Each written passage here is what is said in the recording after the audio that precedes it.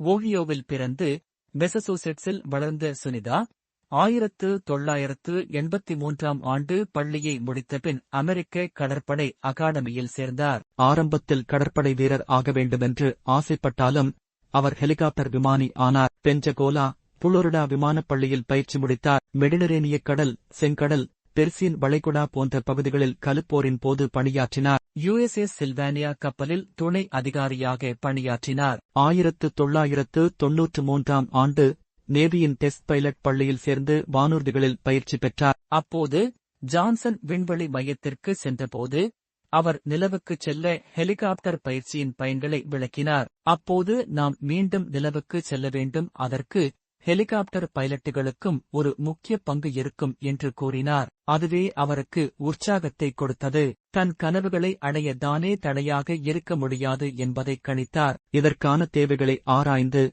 Masters பட்டத்தை முடித்தார். விண்வெளிப் பயணத்தை மேற்கொண்டார். 1993 டெஸ்ட் பைலட் பயிற்சியை முடித்து மாஸ்டர் பட்டம் பெற்றார். 1998 நாசா அவரை விண்வெளி வீரராக தேர்வு செய்தது. 2001 டிஸ்கவரி விண்கலத்தில் 6 மாதங்கள் சர்வதேச விண்வெளி நிலையத்தில் பணியாற்றினார். அதிக நேரம் விண்வெளியில் இருந்த முதல் பெண் என்ற சாதனை படைத்தார். 2012 எக்ஸ்பெடிஷன் 32 இன் கீழ் 33 குழுவுடன் 4 மாதங்கள் ஆய்வுப் பணியில் ஈடுபட்டார். 2017 கேப்டன் பதவியில் இருந்து கடற்படையில் இருந்து ஓய்வு பெற்றார். தற்போது நாசாவின் தனியார் விண்வெளி திட்டத்தில் போயிங் ஸ்டார்லைனர் விண்கலத்தின் கட்டுப்பாட்டாளராக பணியாற்றுகிறார். கடற்படையிலிருந்து விண்வெளி வரை தனது கனவுகளை நிஜமாக்கிய வீராங்கனை சுனிதா வில்லியம்ஸ். எனவே நீங்களும் உங்களது இலக்கை தீர்மானித்து அதை சாதிக்க தயாராக வேண்டும். நன்றி.